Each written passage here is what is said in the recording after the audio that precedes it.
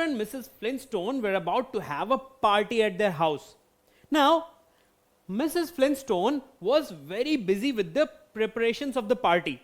So, she asked Mr. Flintstone to purchase some rice for the party. So, Mr. Flintstone went to the market and bought some rice.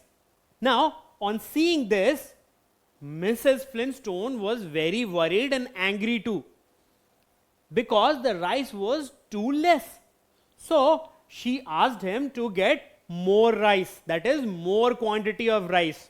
So, he went back. And this time he came up with a sack of rice. Now, again, Mrs. Flintstone was very angry because it will be too much for the party. So, she explains him that for each person, she measures one fistful of rice. So, there will be 10 people in the party. So, she needs 10 fistful of rice. Now, Mr. Flintstone thinks that Mrs. Flintstone is not going to the market with him. Now, the fist of Mrs. Flintstone is small. So, if he measures the rice with his own fists, then the rice will be too much for them or excess.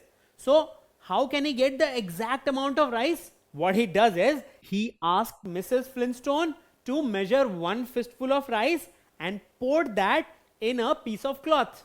And he made a bundle of that cloth. Now, he carried this bundle to the shop. Now, it was a very simple task. What did the shopkeeper do? Well, he measured rice equal to the weight of the bundle.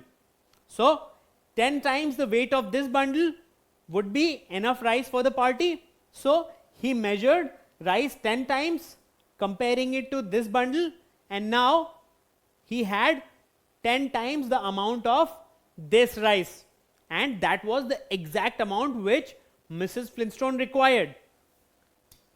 So, he carried that rice to his home and Mrs. Flintstone was very happy. So, Mr. Flintstone was able to solve this problem by creating a non-standard weight. So, what he did was he created a non-standard weight. So, he had measure of one fistful. Now, fist can be of different sizes. So, what he did is that he made a bundle, and that bundle, if he carries with him, then the measurement equal to that bundle will always be same. So, he can actually get the exact measure of things by carrying this bundle with him. So, you see, in earlier times, people used such non-standard weights to measure different things. For example, they used a rock or a battery, and using these, they measured things and charged accordingly. So, a shopkeeper may have such a rock with him. So, he will compare the weight of any object with this rock, and according to the weight of this rock, he would charge the price of that particular thing. But these things are non-standard, because definitely this can be of any size and shape for different shopkeepers or different shops. So, how did they really measure it? For example, one person required potato. So, what he did was, the shopkeeper kept a battery which he had with him on one side, and he compared potatoes weight according to the battery's weight. So, he gave potato which is equal to weight of this battery, and he fixed the price for the weight of this battery. So, this is the way he sold potato to that customer. Now, if some customer required more potatoes, then what would he do? Well, he will increase the number of batteries. So, he places 5 batteries on one side.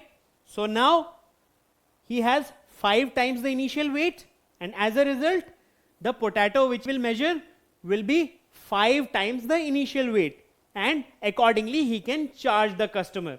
So these weights used by shopkeepers were non-standard weights, because everybody can have their own batteries and own size of batteries. So definitely these can be used to measure weights of different objects, but these will remain non-standard weights. So why are these called non-standard? Because objects of varied sizes can be used for measurement, hence they are non-standard. Because a shopkeeper can use this rock while the other one can use this rock. Now both will have different weights. So in one shop you will purchase potatoes measured by this rock, while in another shop you will purchase potatoes measured by this rock. So will they be equal? They will not. So you cannot really be sure how much potato you are purchasing, because they are non-standard. Every shopkeeper has his own standard for measuring things. So while these are definitely beneficial if you don't have any other thing to measure, so you can definitely use these things to measure weight of different objects, but these will remain non-standards because these will change from person to person. So can you tell me, measuring weight using a rock is a non-standard method of measurement? Is it true or is it false? What do you think? Well, it is definitely true. When you measure weight of something using a rock, it is definitely a non-standard method, because a rock can have any shape or size. So different people can have different types of rocks, and as a result it cannot be a standard one. It will be a non-standard weight always. So a non-standard unit can be the weight of any object that is used for measurement. Now they are non-standard because each person can have different objects of the same type for measuring weight, and as a result objects such as batteries and rocks, or any particular object which is not standard and varies from person to person, is a non-standard weight. So in earlier times, when people did not have any standard weight to measure things, then they used such things like rock or a battery or even other objects, and they measured things accordingly and charged the customers accordingly.